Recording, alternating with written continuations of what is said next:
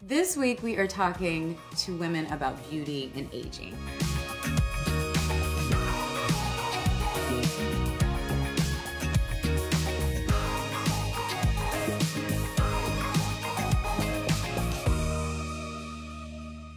Welcome back, everybody. I have with me, representing the 20s, Jame Jackson, style and beauty writer for BuzzFeed. We have Daphne Moise, who is a natural hair rock star vlogger and makeup artist, representing the 30s. Yeah.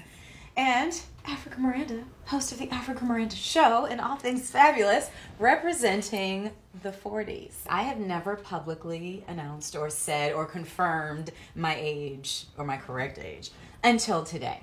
And a lot of it was because, I started in the business, like the entertainment business, when I was like 24 years old. And what everyone always said to me was like, thank God you don't look your age because you're already too old. And I was just like, what? And to be told that at 24 frames like your entire adult life. Yes, it does. And I spent, so much time in this business, like doing a dance of like not wanting to be found out, not wanting to, because people treat it like, oh my God, like protect this, like protect your age with your life. This year when I turned 41, I just said, you know what, as I go into this next year of life, I want to enjoy it. I want to celebrate the fact that I'm here.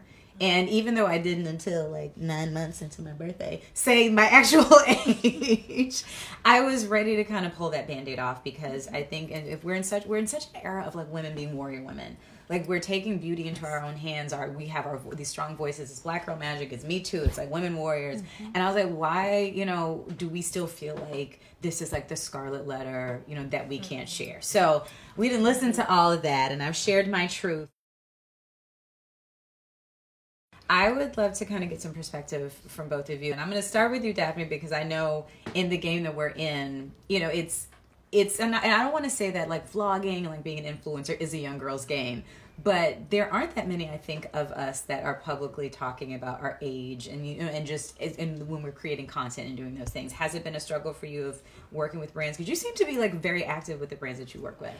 I am very active with the ones that I do work with. So that's where the emphasis is, yes. The ones that I do work with. Got you. Working with brands in general or trying to work with brands in general has been a lot more difficult due to age. Really? Yes. Okay. A lot of brands want the 20-somethings. If you're not in the 20-somethings, they at least want your social media following to be above a certain number. To then like cancel out your age? Yes. Gotcha. And not really focusing on the engagement and the authenticity of your brand as an individual. And also being a mom, I think that, it makes it also difficult because it's like, okay, how do we input that mom life into beauty? Right. Because as moms, I feel like a lot of times we're viewed as being very simple. Yes. And not having time to really take care of ourselves. When it is difficult, but as long as we mentally set that time apart for us to self-care, that's the only way we can take care of our family. Because without our own self-care, we can't take care of anyone else. Well, and it's like as a woman, your desire to be beautiful or glamorous or sexy or fashionable, or it doesn't stop because you get married or you have children or you get older. Like you still want to feel all of those things. Now, Jame, you are a writer for one of the largest platforms, but you're also like representing for the 20-somethings. Is it a struggle for you? Like, do you all look at, or when you're approaching like content that you want to write about, or even looking at beauty, are you really focused more on your age group, or are you trying to tell beauty stories that speak to all women? Well, I think it's interesting because BuzzFeed's women's lifestyle site, as is, almost like works against this idea of like the narrative that's been presented in women's lifestyle magazines, which is we're going to be prescriptive and tell you what's beautiful. Whatever is beauty to you is beauty to you. And so we cover, gender nonconformity and non-binary and like just like what celebrates you and how does that make you feel beautiful. Yeah. I think there has been like a shift over the years that has really kind of allowed women to just kind of like live in their own skin and like be unapologetic about it, which I'm really excited about because I don't even think that was around really even when I was growing up. And so to see like the younger girls coming up now who really are like, you know what, no matter what skin tone I am, no matter what kind of hair I have, I'm beautiful and I can be accepted and I'm great and I'm dope. Like that just makes me happy and that makes me even more proud to do the work that I do. I'm glad you said that, because I was talking, off camera before we started, and I was saying how I love like my little sisters like Jame, because I find, girls in their 20s are so inspiring to me, because coming up, like it was very much the aesthetic was to be very presentable. Like I loved Whitley Gilbert, and then not knocking that, but the version of what was like the acceptable version of like a black girl or like being pretty it was very specific, and I just love that when I see girls now like cut their hair, change their hair, color, like they'll do anything, and it's so freeing, and it encourages me to even at this stage still push and try. I'm still a scaredy cat, but I love seeing that, and I think that is definitely something that's different, I would say, from 30s, 40s, and definitely women now in their 20s and younger. So free. And it also just like shows you that gender is so performative. It's like we look at Whitley and like we think, oh, she's such a classy woman because she wears a red lip and her hair is always curled and her clothes look great, but you're still a woman if you go out in sweats and you got this little bun up and whatever. Like it's really just about what makes you feel beautiful, because not everyone wants to look like that all the time. It's hard too. No, hello. I was just like, y'all getting this today. Like, you catch me in about 35 more minutes. And it's dead.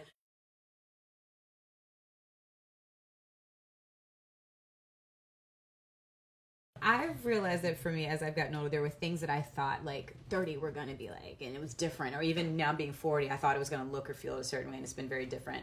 Daphne, how's it been for you? Like, what is not what you thought?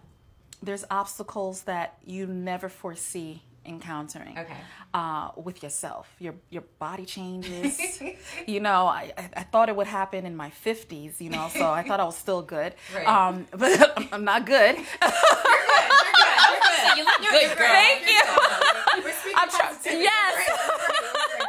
So, health-wise, as far as working out and everything like that, when I was in my 20s, it was easier. I would go to the gym, and I just, within 2-3 months, my body is, now, it's like, okay, it's been 2 months. Nothing's happened. I'm waiting for this muscle to just peak, like poke, like, let me see something happen, I know. So, and also the after effect of working out is like, takes longer to...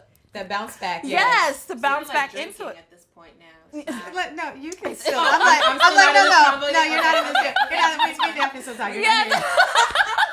She's like, yeah, you drink. I was like, no, I can only do that on Tuesdays and Thursdays. Yes, it's different. Even at that with drinking, and sometimes I have to think, do I really want to have that drink, because how am I going to feel tomorrow? This may not be good. It may not be good for me. Is it Friday or is it Sunday? Because I have work. I need to do. Like, yes. Get there. Yes. So you're calculating more as far as your actions and what it's going to happen after. Gotcha. So it's a lot of more calculation. But the good thing about being in your 30s, and I would say when you hit about 35, the no F's given settles in.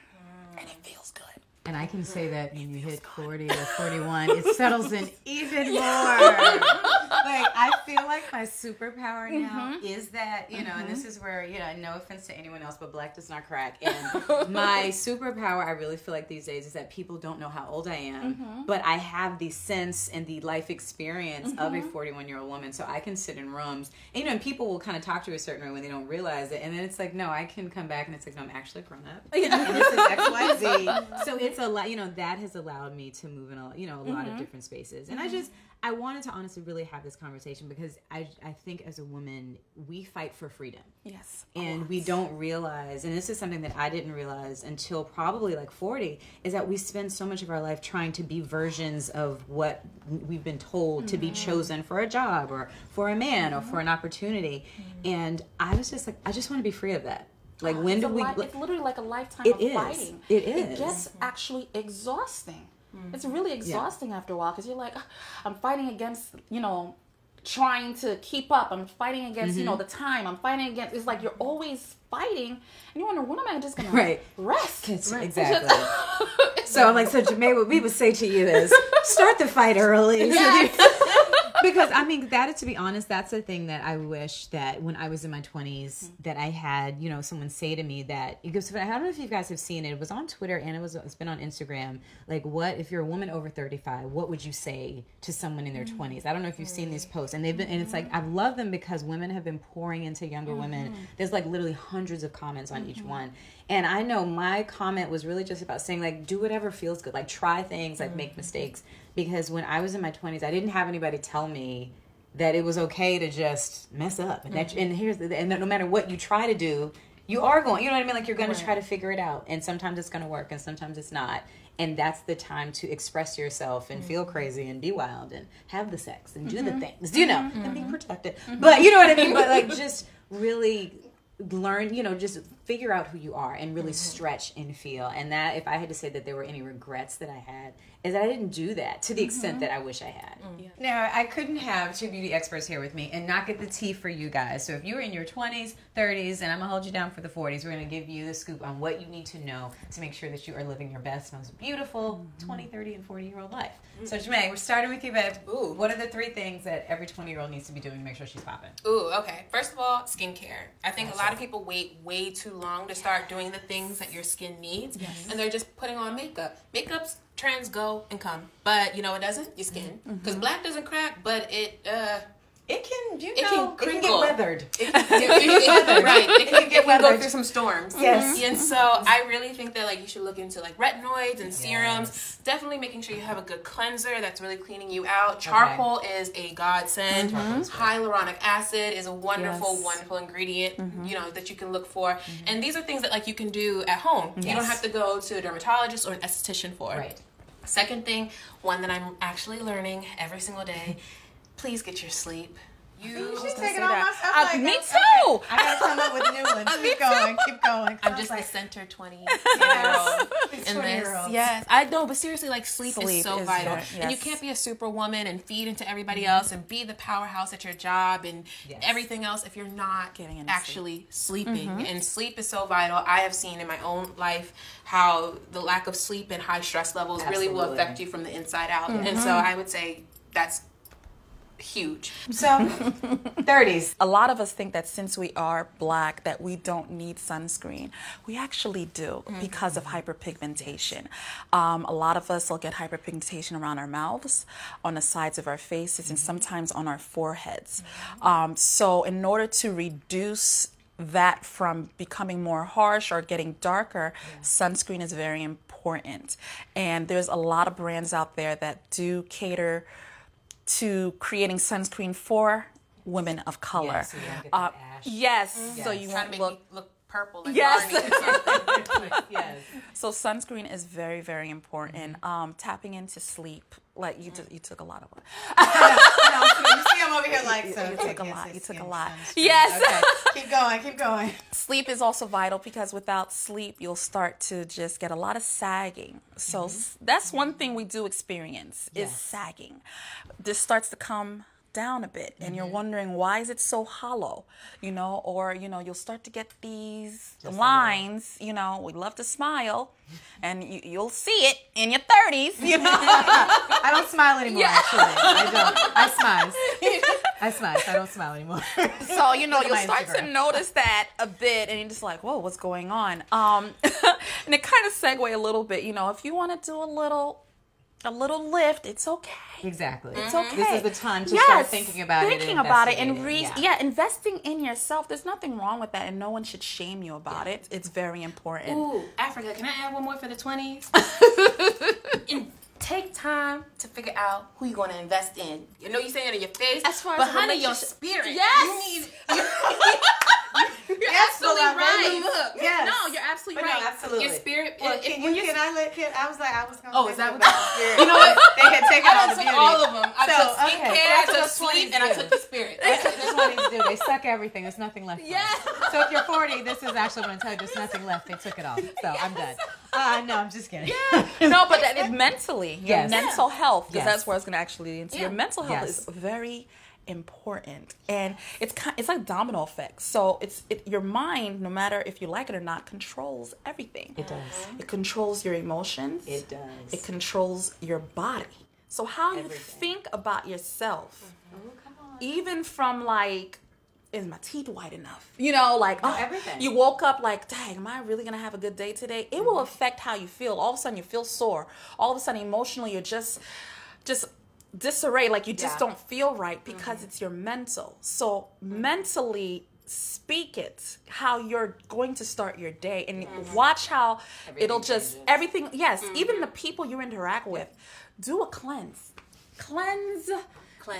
Not just We're gonna drinking. save it. We're gonna put these in. This will be in the group and in the comments. We're gonna do a whole post about this. One thing we have not talked about is fitness. If you are in your 40s, fitness is not up for like discussion. You have to be moving, and I'm not saying that it's about being like an Instagram fitness model and you're supposed to have a 6-pack and do whatever. But you need to be moving. Your heart rate needs to, all of these things are going to make the difference in living to 50, to 60, to 70, to 80. This is not, it's beauty, but it's more of a style thing. What I would say in my 40s that I've had to realize is that there's time, I'm not of the mindset that there's clothing that's not appropriate for your age, but I had to realize that as I got older, just because I could fit it did not mean that I necessarily needed to wear it. Which is why some of my younger cousins have benefited from me cleaning out my fast girl closet and my club clothes. I think what I would recommend for a woman in her 40s is, to find what your style is. And I don't mean that that's something expensive. I still shop at Target for every 21. I may pull a designer piece. I love to thrift. But take the time, look at a woman, whether it's a celeb or someone on Instagram that Facebook, like find a woman whose style that you admire. Pinterest is a great option for this, and start kind of building pieces to find a look that works for you. Because what you'll find is that when you think, like a lot of people think that by trying to dress young, they're going to look young. No, that's when you look like an auntie. So what actually does seem youthful and timeless is having great style, having clothes that fit you well. And again, this is not about a size. I don't care if you're a 22 or a 2. Get something tailored, make sure that clothes fit you well, and take the time to invest again in a couple pieces that are worth it so that you do feel beautiful and you feel great in them. The third, you talked about this a little bit, but I'm still going to add on to this, mental health. Honestly, the best money that I have spent in 2018, besides my trainer, is a therapist. Yes. We have to start talking about the baggage that we carry. Yes. We have to start breaking the chains so that we don't pass them on to our children. Yes. We have to start doing this if we want younger women to have other examples so that we can survive. Because I think for Black women, we normalize survival at any cost. Yes. As opposed to thriving. And I want to see us thrive. And I think that we are entering into that era, but in order for that to be sustainable, I think that we have to absolutely do that. Oh, and last thing, I'm going to add it's my show, so I can add that. Go to the doctor. Get all your tests. Yes. It's time. Like mammograms, we suffer from fibroids. Like there are a lot of things that Black women specifically, and honestly, not just Black women, because I know we have other women that are watching, but at this age, if you're in your 40s and you have not had a mammogram, you haven't had any of your yearly physicals, you haven't had any of those tests, it can be scary. I know that. You've got to go. So and this is the age where it is not up for discussion, and you have to do it. And it doesn't feel sexy. It doesn't feel fun. It doesn't feel young. But I had to realize that, that's part of where, if I want to still be here and to still be like the meme when they say Black women be like, I'm 105, then you've got to do these things. And you've got to put that effort in for yourself to make sure that you can be here as long as you can. So that's my 40s tips. Ladies, thank you so much for being part of this conversation and creating such a safe space for me. I appreciate it. For everyone here at home, thank you for being with us. Let's keep the conversation going. If you are in your 30s, let's keep pouring into these 20-year-olds. And honestly, if you're in your 50s or 60s, we need your help more than anybody. So give us all of the knowledge and all of the beauty tips. Subscribe to the show, and we will see you next week.